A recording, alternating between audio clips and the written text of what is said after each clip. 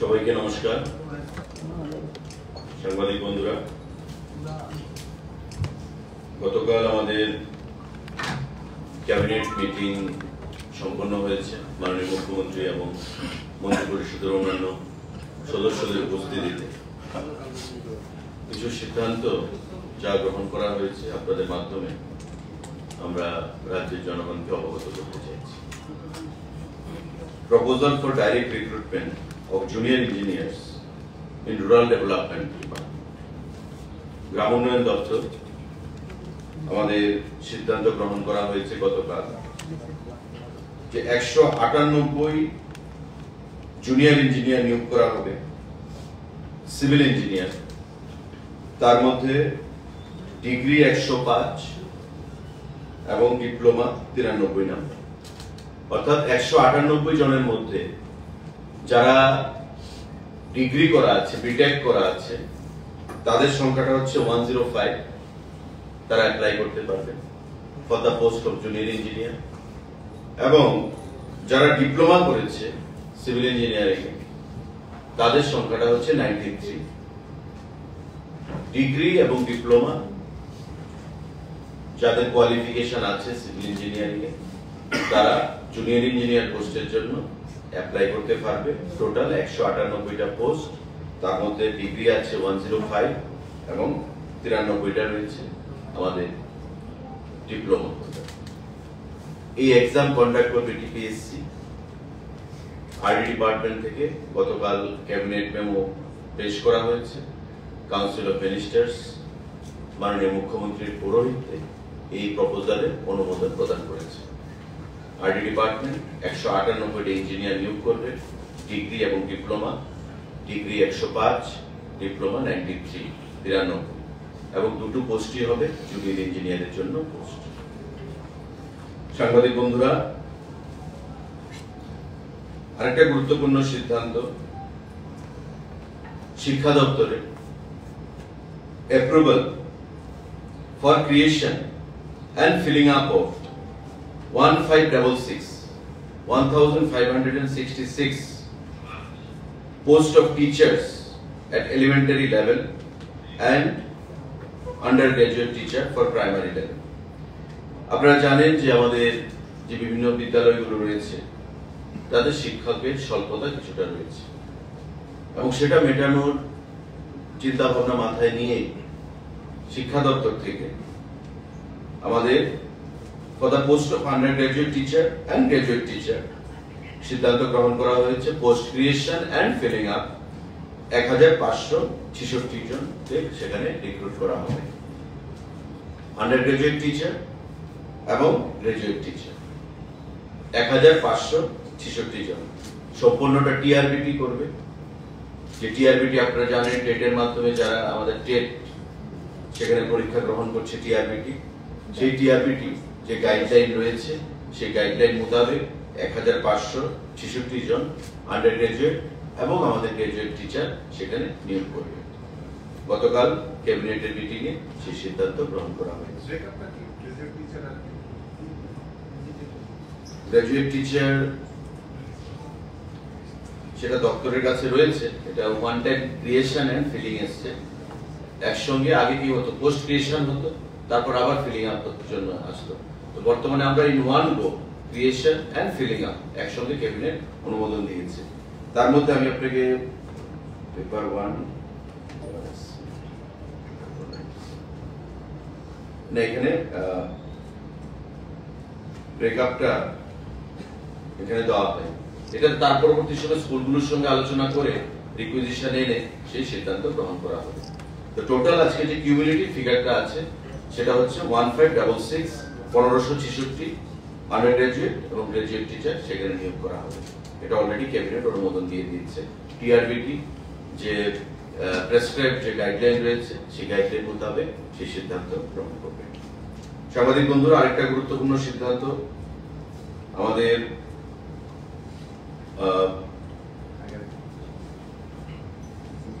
সাংবাদিক বন্ধু, আমি আপনাকে অ্যাড করে দিচ্ছি, আপনি যে ব্রেকআপটা চেয়েছেন, the council of ministers has, এটা পরে প্রেস নোটে দিয়ে দেওয়া হয়েছে, the council of ministers has given kind consent for creation and filling up of 1566 number post of teachers, undergraduate হচ্ছে 1099, undergraduate হচ্ছে 1099 and graduate হচ্ছে 467 এবং undergraduate হচ্ছে 1099, টোটাল 1566। আপনার জিটিটাও হয়ে গেল, ইউজিটিটাও হয়ে গেল। জিটি হচ্ছে 1099 এবং ইউজিটি হচ্ছে 467। আন্ডারগ্রেজুয়েট হচ্ছে 1099 আর জিটি হচ্ছে 467। ঠিক আছে, এটা হচ্ছে total 1566। Creation and filling up in one go, এটা সিদ্ধান্ত গ্রহণ করা হয়েছে ক্যাবিনেটের তরফ থেকে। আপনারা জানেন যে সাংবাদিক বন্ধুরা, আমাদের বিদ্যাজ্যোতি স্কুল 125টা সিবিএসসি অ্যাফিলিয়েটেড, সারা রাজ্যে পঠন পাঠন সেখানে প্রক্রিয়া চলছে এবং আগেই সিদ্ধান্ত গ্রহণ করা হয়েছিল যে বিদ্যাজ্যোতি স্কুলগুলোতে সারা রাজ্যে যে রয়েছে 125টা স্কুল, তাতে স্পেশাল এডুকেটর নিয়োগ করা হবে। গতকালকে ক্যাবিনেটের মিটিং এ সিদ্ধান্ত গ্রহণ করা হয়েছে proposal for filling up of 112 post of special educator on fixed pay basis under the education school department. অর্থাৎ এই যে 112 খানা স্পেশাল এডুকেটর, সেটা সবাই বিদ্যাজ্যোতি স্কুলগুলোতে প্রদান করা হবে এবং তার আগেও সিদ্ধান্ত গ্রহণ করা হয়েছিল 200 পোস্ট ক্রিয়েট করা হয়েছিল বিদ্যাজ্যোতি স্কুলের জন্য, কিন্তু এই 200 পোস্টের মধ্যে সবগুলো নিয়োগ করা যায়নি। গতকাল ক্যাবিনেট 112টা অনুমোদন দিয়েছে, ফিনান্স অ্যাপ্রুভাল দিয়েছে এবং ক্যাবিনেট অনুমোদন দিয়েছে মাননীয় মুখ্যমন্ত্রীর পৌরোহিত্যে এই 112 জন স্পেশাল এডুকেটর এই বিদ্যাজ্যোতি স্কুলে সেখানে নিয়োগ করা হবে আগামী দিনে। তো স্কুল এডুকেশন ডিপার্টমেন্টের আপনারা দেখলেন যে 112, তার আগে আমাদের 1566 জিটি এবং ইউজিটি টিচার এবং আরডি ডিপার্টমেন্টে 198 ডিগ্রি এবং ডিপ্লোমা হোল্ডারদের জন্য 105 এবং 93 টোটাল ডিগ্রি এবং ডিপ্লোমা সিভিল ইঞ্জিনিয়ারের জন্য চাকরির যে সংবাদ বা অনুমোদন, সেটা গতকালকে ক্যাবিনেটে প্রদান করা হয়েছে। এই তিনটি গুরুত্বপূর্ণ সিদ্ধান্ত গ্রহণ করা হয়েছে চাকরির ক্ষেত্রে এবং proposal for creation of 151 number post of warder under home department, jail department A 151 John order সেখানে পোস্ট ক্রিয়েট করা হয়েছে। খুব শীঘ্রই দপ্তর থেকে সেগুলো সম্পূর্ণভাবে নিয়োগ করা হবে। এই নতুন পোস্টগুলো ক্রিয়েট হয়েছে 151 জন জেল ডিপার্টমেন্টের ওয়ার্ডার হিসেবে, তাদের আমাদের warder WARDER warder number of post of warder male হচ্ছে 137 এন্ড ফিমেল হচ্ছে 40। মেল হচ্ছে 137 আউট অফ 151, মেল হচ্ছে 137 এবং ফিমেল হচ্ছে 40। এই টোটাল 151 ওয়ার্ডার তারা তাদের পোস্ট ক্রিয়েট হয়েছে দপ্তর থেকে। আগামী দিনে খুব শীঘ্রই আবার ফিলিং আপের অনুমোদন নিয়ে ফিনান্স থেকে তাদেরকে অনুমোদন দেওয়া হবে। তো এই গুরুত্বপূর্ণ সিদ্ধান্তগুলো চাকরির ক্ষেত্রে গতকালকে ক্যাবিনেটের মিটিং এ ছিল। খুব শর্ট ক্যাবিনেট ছিল, বিস্তারিত আমাদের এজেন্ডা খুবই কম ছিল, 10টা এজেন্ডা ছিল। 10টা এজেন্ডার মধ্যে 4টা এজেন্ডাই সেখানে চাকরি সম্পর্কিত। তো আপনাদের মাধ্যমে রাজ্যের যুব সমাজ, রাজ্যের জনগণকে আমরা অবগত করলাম। সাংবাদিক বন্ধুদের যদি এই বিষয়ে কোনো প্রশ্ন থাকে। স্পেশাল এডুকেটরের যে আগে 200 পোস্ট ক্রিয়েট করা হয়েছিল, তার মধ্যে কিছু ফিল আপ হয়নি, আপনি সেই ব্যাকলগটাও কি অ্যাড হবে এবার? না, আজকে যেটা বলে গতকালকে যেটা সিদ্ধান্ত হয়েছে 112, আমি বলেছিলাম পোস্ট ক্রিয়েট হয়েছিল কিন্তু রিক্রুটমেন্টটা প্রসেস চলছিল, তো নতুন করে 112টা আবার অনুমোদন দিয়েছে। আপনি জানেন যে নিশ্চয়ই একবার যখন পোস্ট ক্রিয়েট হয়, যদি 1 বছরের মধ্যে সেটা ফিল আপ না হয়, সেটা ল্যাপস হয়ে যায়, তারপর এটাকে আবার রিভ্যালিডেট করতে হবে, নতুন করে রিক্রিয়েট করতে হবে। এবং যেহেতু আগে ক্রিয়েশন ছিল, সেখানে এখন ফিলিং আপ অ্যাকশনকে নিয়ে 112 জনকে আমরা খুব শীঘ্রই তাদেরকে রিক্রুটমেন্ট করা হবে। 2022 সালের বেশ কয়েকজন ছাত্রছাত্রী ক্যাট 1 এবং ক্যাট 2 তারা ক্লিয়ার করে নিয়েছে। তাদের নিয়োগের ক্ষেত্রে গতকাল ক্যাবিনেটে কোনো সিদ্ধান্ত হয়নি কি স্যার এই বিষয়টা নিয়ে? না, সে বিষয়ে কোনো সিদ্ধান্ত হয়নি। দেখুন, আমি বলছি, আমি গভর্নমেন্টের স্পোকসম্যান। ক্যাবিনেটে যা সিদ্ধান্ত গৃহীত হবে সেই বিষয়ে আমি আপনাদেরকে অবগত করবো, এটাই আমার দায়িত্ব। কিন্তু ডিপার্টমেন্ট রিলেটেড কোনো বিষয় যদি থাকে, সেটা আপনি দপ্তরের মন্ত্রী বা দপ্তরের ডাইরেক্টর বা সেক্রেটারির সঙ্গে আলোচনা করে নেবেন। সেই এখতিয়ার আমার নেই অন্য দপ্তর নিয়ে কথা বলবো, unless and until I am asked for. যতক্ষণ না পর্যন্ত আমাকে বলা হচ্ছে ততক্ষণ আমি এটা বলতে পারি না, ঠিক আছে? তাই ক্যাবিনেটের সিদ্ধান্ত সম্পর্কিত বিষয়ে আমি আপনাদেরকে অ্যাডভাইস করলাম। I am officially interested for that, আমি সেটা আপনাদেরকে বলবো। আমার কোশ্চেন আপনার দপ্তরে পুরো গাড়ি স্ক্র্যাপিং নিয়ে আজকে কি আপডেট কি আছে? এটা প্রজ্ঞা ভবনে আমাদের ওয়ার্কশপ চলছে, আমি তার উদ্বোধন করেছি এবং আলোচনাও করে এসেছি। আপনারা জানেন যে স্ক্র্যাপিং পলিসি 2021 সালে ভারতবর্ষের সরকার গ্রহণ করেছে। তার স্পিরিটটা হচ্ছে 15 বছর পুরনো যে সরকারি গাড়িগুলো, যে গাড়িগুলো থেকে এমিশন ধোঁয়া বের হয় এবং এগুলো পরিবেশকে সেখানে নির্মল আমরা রাখতে চেষ্টা করি, পরিবেশকে কলুষিত করে, পলিউটেড করে, এবং এতে করে মানুষের রোগ সেখানে বৃদ্ধি পাচ্ছে। এবং এই গাড়িগুলোকে স্ক্র্যাপ করে সেই গাড়িগুলোর মাকে নতুন গাড়ির মাধ্যমে রিপ্লেস করা, সেটাই হচ্ছে কেন্দ্রীয় সরকারের সেখানে উদ্দেশ্য। এবং এটা 2021 সালে ভারতবর্ষের মিনিস্টার অফ রোড ট্রান্সপোর্ট, যিনি মিনিস্টার নীতিন গডকরি জি, উনি লোকসভায় পেশ করেছেন। এবং পরবর্তী সময় সমস্ত রাজ্যগুলোকে বলা হয়েছে যে এই স্ক্র্যাপিং পলিসি সেখানে ফলো করার জন্য। আমাদের রাজ্য স্ক্র্যাপিং পলিসির ড্রাফট চলছিল, রাজ্যগুলোকে বলা হয়েছে নিজেরা ড্রাফট তৈরি করতে, in conformity with the government of India. আমরা গভর্নমেন্ট অফ ইন্ডিয়ার সঙ্গে লাইন রেখে তাদের নমুনাকে ফলো করে আমরাও ড্রাফট করেছি এবং এটা গত ক্যাবিনেটের আগের ক্যাবিনেটে অনুমোদন পায়। এবং সেই স্ক্র্যাপিং পলিসি আমরা সরকারের যতগুলো দপ্তর রয়েছে, প্রায় 412টা গাড়ি, প্রতিটা দপ্তরে টোটাল 412টা গাড়ি সেই স্ক্র্যাপিং পলিসিতে আওতায় আসবে, যেগুলোর বয়স 15 বছরের বেশি হয়ে গেছে। আজকে প্রজ্ঞা ভবনে আমাদের transport secretary, transport commissioner, minister হিসেবে আমিও সেখানে ছিলাম, এবং লাইন ডিপার্টমেন্টের বিভিন্ন আধিকারিকদেরকে নিয়ে, কারণ এই যে 412টা গাড়ি, সেটা তো বিভিন্ন দপ্তরের মিলিয়ে এই 412টা গাড়ি সংখ্যাটা আরো বাড়তে পারে, যাদের বয়স 15 বছরের বেশি। তো তাদেরকে বলা হচ্ছে যে তোমরা আগে আপনারা বিষয়টা বুঝুন, যদি কোনো কোশ্চেন থাকে, কোয়ারিজ থাকে, সেগুলো ইন্টারেকশন করুন, এক্সপার্টরা আছে। এবং যারা এই স্ক্র্যাপিং পলিসিটাকে ইমপ্লিমেন্ট করবে, এমএসটিসি, এটা ভারতবর্ষের স্টিল কোম্পানির মানে মিনিস্ট্রি যে রয়েছে, সেই স্টিল অথরিটি অফ ইন্ডিয়া, সেই মিনিস্ট্রির আন্ডারে এই এমএসটিসি, এটা একটা নবরত্ন কোম্পানি। এমএসটিসি কে ভারতবর্ষের সরকার দায়িত্ব দিয়েছে এই স্ক্র্যাপিং পলিসিটাকে ইমপ্লিমেন্ট করতে। তো তাদের প্রতিনিধিরাও আজকে আমাদের এই ওয়ার্কশপে রয়েছেন, আমাদের বিভিন্ন লাইন ডিপার্টমেন্টের আধিকারিকরা রয়েছেন, তারা ব্যাপারটা ভালো করে বুঝবে। যদি কোনো কোয়ারিজ, কোশ্চেন থাকে, তারা জিজ্ঞাসা করবে টেকনিক্যাল পার্সনদেরকে। এবং আমি আশা করব আমাদের প্রধানমন্ত্রী মোদীজি বা ভারতবর্ষের সরকারের যে উদ্দেশ্য, যে কার্বন মনোক্সাইডের যে গ্যাস যেগুলো বের হয় আমাদের পুরনো গাড়িগুলো থেকে, এবং মানুষের স্বাস্থ্য রক্ষার ক্ষেত্রে যেগুলো খুব ক্ষতিকারক, সেই জিনিসগুলো কথা মাথায় রেখে আমাদের 15 বছরের পুরনো যে গাড়িগুলো, সেগুলো স্ক্র্যাপিং এর জন্য তারা সহযোগিতা করবে।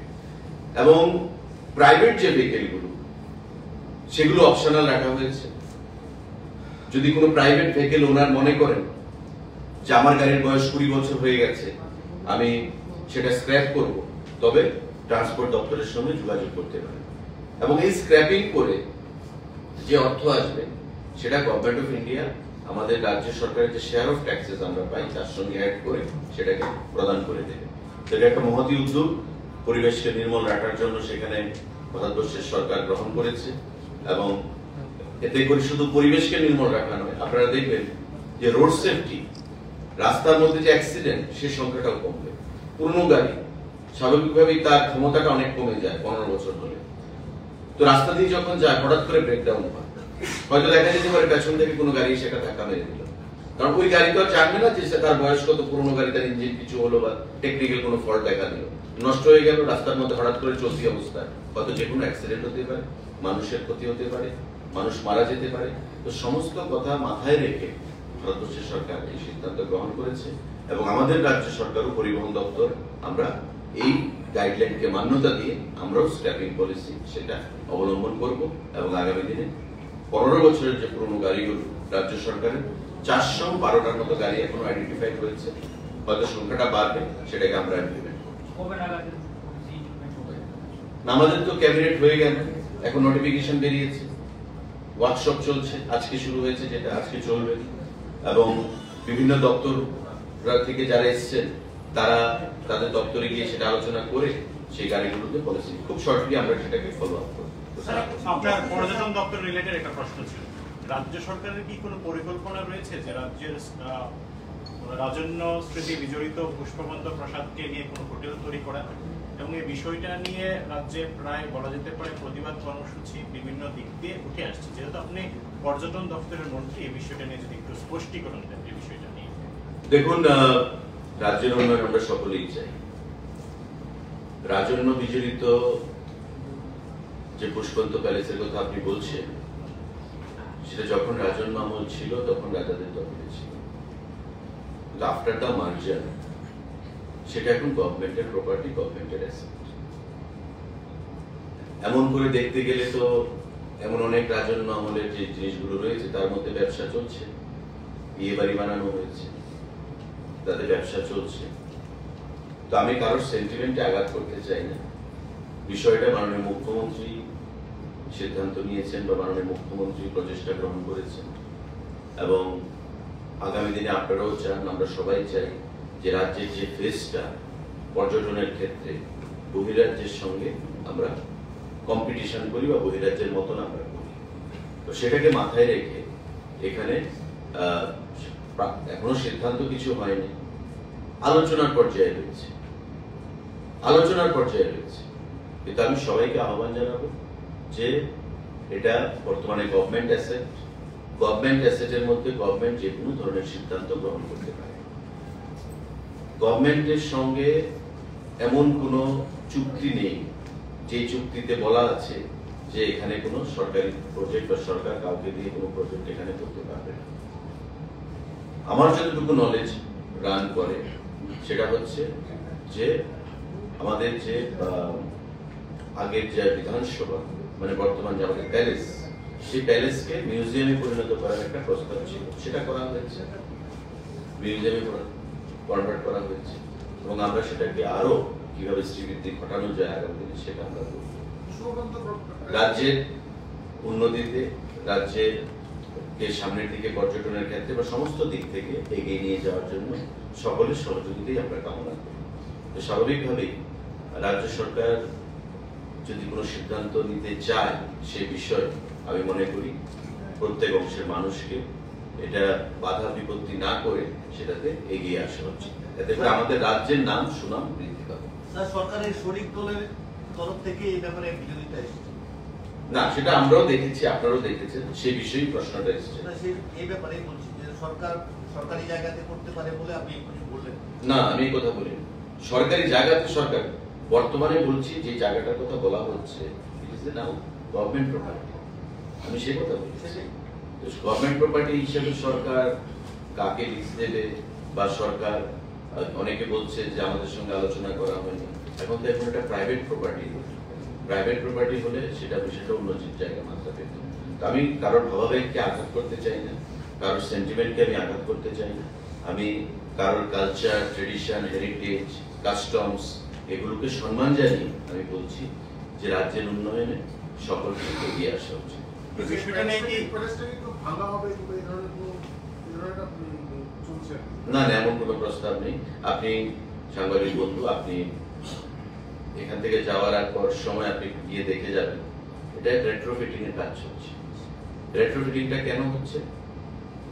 রেট্রোফিটিংটা হচ্ছে এটা যে মানে ডিলাপিটেটেড কন্ডিশন, আর্থকুয়েকের সেখানে অনেক আগে তৈরি, আর্থকুয়েকের সেখানে মানে যখন হয়, আপনারা জানেন যে এটা রাজভবন ছিল, রাজ্যপাল থাকতেন, এবং অনেক রাজ্যপাল এখানে থাকার সময় যখন আর্থকুয়েক হতো ওনারা ভয় পেতেন। তাই সঙ্গে সঙ্গে আপনি পেছনের দিকে দেখবেন, পেছনের গেটের সঙ্গে আরেকটা বিল্ডিং করা হয়েছে। আমার মনে আছে একজন রাজ্যপাল ছিলেন DY পাটিল, উনি সেখান থেকে শিফট হয়ে ওই বিল্ডিং এ চলে গেছেন। ওনার ভয় ছিল যে আর্থকুয়েকে বিল্ডিং মানে শেকিং নড়ে চড়ে। তো এটাকে রেট্রোফিটিং করা হচ্ছে, এবং এটা রেট্রোফিটিং করে এটাতে ডিজিটাল মিউজিয়ামের একটা প্রস্তাব ছিল। কিন্তু ডিজিটাল মিউজিয়াম, আর যেখানে অলরেডি একটা মিউজিয়াম আমাদের রয়েছে, আমাদের উজ্জয়ন্ত প্যালেস, তো সেখানে ডিজিটাল মিউজিয়ামের কনসেপ্ট এখানে চলবে না। আর ডিজিটাল মিউজিয়ামে কত মানুষ আসবে, কে দেখতে আসবে, যেখানে অলরেডি রাজাদের ইতিহাস বা রাজাদের যে জিনিসপত্র বা তাদের মানে ইতিহাস বিজড়িত যে জিনিসগুলো, সেগুলো আমরা মিউজিয়ামে রাখবো। তো মিউজিয়ামে আমরা রাখছি, সেটাকে আমরা বিশালভাবে সেই মিউজিয়ামকে আমরা পরিচালনা করছি, আরো আগামী দিনে করব। তাই আপনাদের যেটা প্রশ্ন, যেটা ভাঙার যে কোনো পরিকল্পনা, ভাঙার কোনো পরিকল্পনা নেই, কারণ এটাই তো আমাদের মানে হেরিটেজ বিল্ডিং ফেস, এটাকে ভেঙে আমাদের কি লাভ হবে? যাই হোক, কারোর স্মৃতিতে, কারোর মানে সেন্টিমেন্টে, কারোর কালচার, ট্রেডিশন, তাতে আমাদের আঘাত করার কোনো চিন্তা ভাবনা, মানসিকতা নেই। আমরা সম্মান জানিয়েই বলছি সেই সমস্ত জিনিসগুলোতে যে রাজ্যের উন্নয়নে আপনারা এগিয়ে আসুন, প্রত্যেকে এগিয়ে আসুন। এটা একটা সিদ্ধান্ত যদি হয়, সেটাকে প্রত্যেকে স্বাগত জানানো উচিত। এজ এ ত্রিপুরাবাসী হিসেবে আমরা প্রত্যেকে কমন সিটিজেন হিসেবে রাজ্যে আমরা চাই রাজ্যে ভালো জিনিস আসুক, রাজ্যের ফেসটা বিশ্বের দরবারে চায়। আজকে আপনি দেখুন পার্শ্ববর্তী রাজ্যে, আমাদের সিকিমে, আমাদের মেঘালয়ে, আমাদের আসামে আজকে কত মানে ডেভেলপমেন্ট হয়ে গেছে। কিন্তু আমাদের কিছু বন্ধা রাজনীতি, বন্ধা চিন্তাধারা, আমরা কিছু একটা জিনিস থেকে লিমিটেশন থেকে উপরে উঠতে পারি না। সেই জিনিসগুলো থেকে যদি আমরা উপরে উঠতে না পারি, তবে আমরা আগামী দিনে এগিয়ে যেতে পারবো না। তো আমি with all sincerity and respect to everyone, আমি এটাই আহ্বান জানাবো যে আপনারা রাজ্য সরকারের যে প্রচেষ্টা, সেটাকে স্বাগত জানান, সহযোগিতা করুন, যাতে আগামী দিনে রাজ্য সরকারের যে উন্নয়নের দিশায় কাজ করছে, সেটাতে আমরা সফলতা লাভ করতে পারি। এখনো আলোচনার পর্যায়ে রয়েছে, এমন কিছু ফাইনাল শেপ নেয়নি। ক্যাবিনেটে কি নিয়ে আলোচনা হয়েছে? No discussion in cabinet as of now. এই ব্যাপারে কোনো লিখিত প্রস্তাব এসেছে কোনো পার্টির তরফে যারা করতে চায়? লিখিত প্রস্তাব দেখুন, আপনি প্রস্তাব এলেই তো আপনি আমার সঙ্গে আলোচনা করবেন। আমি তো বললাম যে আলোচনার পর্যায়ে রয়েছে, সমস্ত জিনিসটাই আলোচনার পর্যায়ে রয়েছে। এখনো কোনো মেমোরেন্ডাম অফ আন্ডারস্ট্যান্ডিং, এগ্রিমেন্ট, মও যেটাই করতে হবে দু পার্টির মধ্যে, এমন কিছুই হয়নি, আলোচনার পর্যায়ে রয়েছে। তো আলোচনার পর্যায়ে সকলে জেনেছে, সবাই জেনেছে। এখন এটাকে অনেকে মনে করছে যে আমার সেন্টিমেন্টে আঘাত করা হয়েছে, আমাকে জিজ্ঞাসা করা হয়নি। তো আমি আবারও বলবো যে আমরা সবাই জানি now it's a government property. তো গভর্নমেন্ট প্রপার্টি হিসেবে গভর্নমেন্ট যে কোনো সিদ্ধান্ত গ্রহণ করতেই পারে। তো সে বিষয়ে কারোর সেন্টিমেন্টে আঘাত করার কোনো বিষয় নেই। তারপর আলোচনা করা যেতে পারে, মাননীয় মুখ্যমন্ত্রী সে বিষয়ে আলোচনা করবেন, যদি প্রয়োজন হয় মাননীয় মুখ্যমন্ত্রী সে বিষয়ে সিদ্ধান্ত নেবেন। আচ্ছা, আরেকটা বিষয়, আপনার ডিপার্টমেন্টে মাতাবাড়ি রেপ্লিকের জন্য 57 কোটি টাকা দিয়েছে, এটা আমাদের বিশাল অ্যাচিভমেন্ট আমি বলবো। আমি প্রায়ই আপনাদেরকে বলি যে আমাদের মাননীয় প্রধানমন্ত্রী, আমাদের রাজ্যের মাননীয় মুখ্যমন্ত্রী এবং আমি পর্যটন দপ্তরের মন্ত্রী হিসেবে এটা একটা স্বপ্ন যে আমি 2 বছরের মধ্যে রাজ্যের পর্যটনটাকে একটা অন্য মাত্রায় নিয়ে যাওয়ার চেষ্টা আমরা করি, এবং সেই দিশায় একটা লং টার্ম পার্সপেক্টিভ নিয়ে, সুদূর প্রসারী একটা পরিকল্পনা নিয়ে আমরা এগিয়ে যাচ্ছি। এতে করে বিগত দিনে অনেকবার আপনারা সাংবাদিক বন্ধুরা যারা আছেন তাদেরকে আমরা বলেছি কোথায় কত কোটি টাকার ইনভেস্টমেন্ট আমাদের হচ্ছে বা কাজ হচ্ছে। Already work is in progress রাজ্যের বিভিন্ন প্রান্তে। শক্তিপীঠের যে প্রজেক্ট, সেটা আপনি জানেন যে একবার আলোচনা হয়েছিল আমাদের সরকার আসার পরে, কিন্তু সেটা সামনের দিকে এগোয় এবং পরবর্তী সময় 2023 সালে সরকার গঠনের পর পর্যটন দপ্তরও আমার কাছে দেওয়া হয়েছে। আমরা কথা বলেছি কেন্দ্রীয় সরকারের সঙ্গে, কথা বলে বন্দোয়ারের যে ল্যান্ড, যে জায়গাটা রয়েছে, সেই জায়গাটাও ট্যুরিজমের নামে আনা হয়েছে। ট্যুরিজমের নামে এনে দিল্লিতে কথা বলে রিপিটেডলি আমরা আধিকারিকরা বসে রিভিউ মিটিং করে আমাদেরকে তারপর বলা হলো আমাদের ইচ্ছা দিয়ে যে ঠিক আছে তোমরা কনসেপ্ট নোট পাঠাও। কনসেপ্ট নোট যখন আমরা পাঠালাম, তারপর আমাদেরকে বলা হলো যে টোটাল কনসেপ্ট নোট পাঠাও। তারপর একটা ভিডিও কনফারেন্স হলো, কেন্দ্রীয় মন্ত্রী গজেন্দ্র সিং জি শেখাওয়াত, আমাদের ট্যুরিজম মিনিস্টার, ওনার সেক্রেটারি, অন্যান্য আধিকারিকদের সঙ্গে, এবং এই ডিসিতে আমিও ছিলাম ত্রিপুরা থেকে আগরতলা। আমি রিকোয়েস্ট করলাম government of India iconic project হিসাবে প্রায় প্রথম সিদ্ধান্ত হয়েছিল 2000 কোটি টাকার প্যাকেজ দেবে সারা ভারতবর্ষের বিভিন্ন রাজ্যকে। তারপর সেই টাকাটা বাড়ানো হয়, বাড়িয়ে আমাদেরকে বলা হলো যে তোমরা 3টা project Pathao in order of preference. তোমরা 3টা প্রজেক্ট পাঠাও এবং 15ই অক্টোবরের মধ্যে অবশ্যই ডিপিআর জমা দিতে হবে। যেদিন আমাদের ভিসি হলো সেদিন ছিল 9 তারিখ, আমার মনে আছে 9 তারিখ কি 10 তারিখ। বলছে যে 15ই অক্টোবরের মধ্যে, পুজোর আগে, পুজোর প্রাককালে, পুজোর ঠিক 2-3 দিন আগে 15ই অক্টোবরের মধ্যে অবশ্যই ডিপিআর জমা দিতে হবে যদি প্রজেক্ট পেতে হয়। সঙ্গে সঙ্গে আমি সেদিন সেক্রেটারি ট্যুরিজম, ডাইরেক্টর ট্যুরিজম, সবাইকে ইঞ্জিনিয়ারদেরকে নিয়ে বসে আমরা খুব তড়িঘড়ি করে ডিপিআর বানিয়েছি। একটা ডিপিআর আপনি জানেন তৈরি করতে কয়েক মাস লেগে যায়, 1 সপ্তাহের মধ্যে ডিপিআর বানিয়েছি। ডিপিআর বানিয়ে 100 কোটি টাকার প্রজেক্টের প্রপোজাল আমরা পাঠিয়েছি দিল্লিতে। নির্মহলকে নিয়ে 75 কোটি টাকার একটা প্রপোজাল আমরা পাঠিয়েছি দিল্লিতে। আরেকটা প্রপোজাল, 3টে প্রপোজাল আমরা পাঠিয়েছি। 1 নম্বরে আমরা আমাদের যে শক্তিপীঠ যেটা স্যাংশন পেয়েছে সেটা প্রপোজাল রেখেছিলাম। এবং কেন্দ্রীয় সরকার ট্যুরিজম দপ্তর, আমি ধন্যবাদ জানাবো মাননীয় গজেন্দ্র সিং শেখাওয়াত জিকে, যিনি পর্যটন এবং কালচার ডিপার্টমেন্টের মিনিস্টার। উনি তাতে সম্মতি দিয়েছেন এবং আমার সঙ্গেও গত পরশুদিন গুয়াহাটিতে দেখা হয়েছে, আমি কথা বলেছি এবং সেদিনই উনি আমাকে বলেছেন যে we have decided to give approval, আমরা স্যাংশন, এবং কালকেই অর্ডারটা চলে এসেছে। তো এটা আগামী দিনে আমি বলবো যে মন্দির নগরী মাতার বাড়ি আমাদের রয়েছে উদয়পুর, তার পাশে শক্তিপীঠটা যে তৈরি হবে, আপনারা বন্দরে ভিজিট করবেন। আমরা কয়েকদিন আগে ভিজিট করে এসেছি জায়গাটা। অমরপুরের রাস্তাটা যে যায়, পলিটেকনিক একটা রয়েছে সামনে গিয়ে, তার ঠিক অপোজিটে এই রাস্তা, মানে জায়গাটা আমরা ইয়ারমার্ক করেছি। সেখানে আগামী বছর 2-এর মধ্যে আমরা আশা করি সেটাকে তৈরি করতে পারবো এবং মানুষের জন্য পর্যটনের ক্ষেত্রে একটা নতুন অধ্যায় আমরা খুলতে পারবো। যে স্পিরিচুয়াল ট্যুরিজম, সেই মাতাবাড়ি রয়েছে আমাদের সঙ্গে, এটা কারণ 51 শক্তিপীঠ আমার নয় শুধু, এখানে আপনাদের কারোরই জীবদ্দশায় 51 শক্তিপীঠ ভ্রমণ করা সম্ভব হবে বলে আমি মনে করি। তো সেটা রেপ্লিকা কি হতে পারে সেই শক্তিপীঠটা আমরা সেখানে প্রদর্শন করব। তার বাইরে সেখানে অন্যান্য অ্যারেঞ্জমেন্ট থাকবে, থাকা খাওয়ার বন্দোবস্ত থাকবে। তো সেই বিষয়টা আমরা করতে চাইছি। তো আমি আশা করব যে আগামী দিনে মোদীজির নেতৃত্বে আমাদের রাজ্যকে ডাবল ইঞ্জিনের যে সুফল আমরা প্রদান পাচ্ছি, এবং খুব শীঘ্রই আমাকে উনি 4 তারিখ দিল্লি ডেকেছেন যাওয়ার জন্য শেখাওয়াতজি, আমরা স্বদেশ দর্শন নিয়ে আলোচনা করবো। সেখান থেকে আমরা কয়েকশো কোটি টাকা আশা করছি ট্যুরিজমের জন্য। আমি আগেও বলেছি যে আগামী দিনে ত্রিপুরা পর্যটনে আমরা একটা নতুন অধ্যায় তৈরি করব বছর 2-এর মধ্যে, যাতে করে আমরা ভারতবর্ষের অন্যান্য রাজ্যের সঙ্গে পাল্লা দিয়ে পর্যটনকে একটা বিশ্বের দরবারে পৌঁছে দিতে পারি। কদিন আগে দেখা গেছে যে সরকারের তরফ থেকে একটা ঘোষণা করা হয়েছিল যে টিএসআর এবং যে ত্রিপুরা পুলিশ আছে তাদের জন্য রেশন, বাটা এবং পোশাকের জন্য টাকা বৃদ্ধি করা হয়েছে।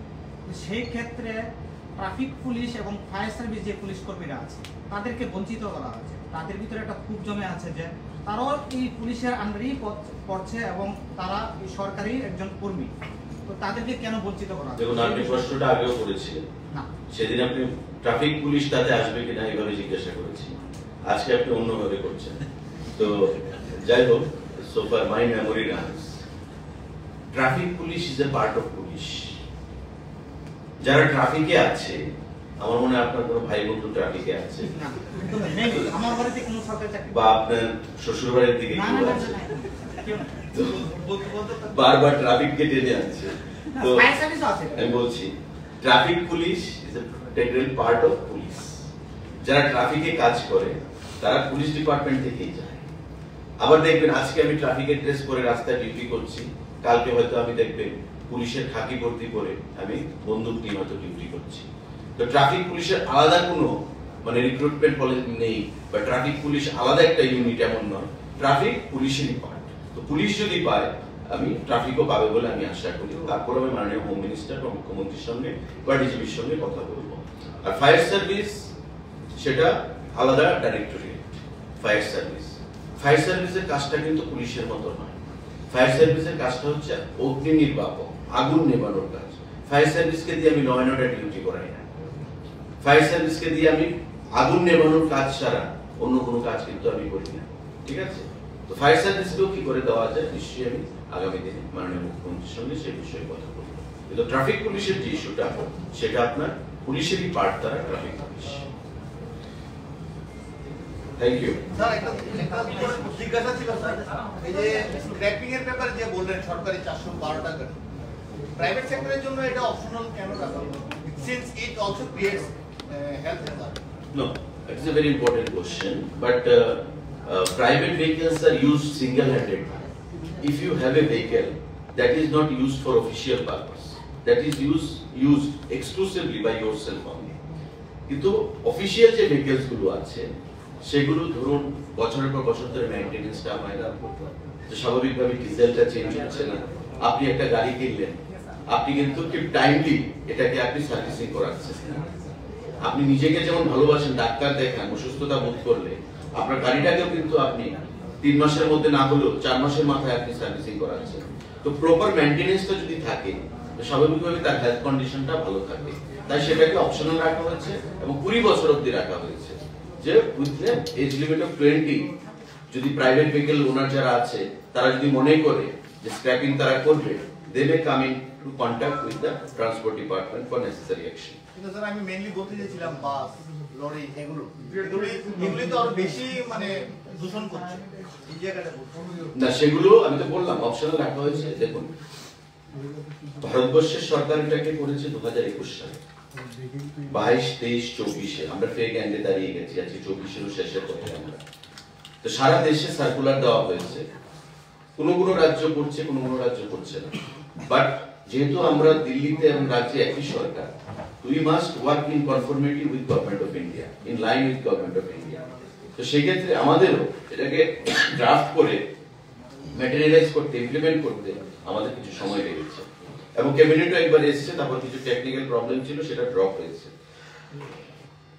এখন টু স্টার্ট উইথ, আমরা দেখি যে 412টা গাড়ি রেসপন্সটা কেমন, how it goes to start with. তারপর দেখে আমরা ধীরে ধীরে সেটাকে প্রাইভেট ভেহিকলের ক্ষেত্রেও আমরা ম্যান্ডেটরি করব। না, কেননা ইদানিং কালে দেখা যাচ্ছে মোবাইলে যে air quality is very poor, like in Delhi. দিল্লিতে আরো খারাপ। আপনি দিল্লিতে যে এয়ার কোয়ালিটির যে ইন্ডেক্স, যেটা আপনি দেখবেন ভারতবর্ষের মধ্যে সব থেকে মানে হ্যাজার্ডাস আমি বলবো।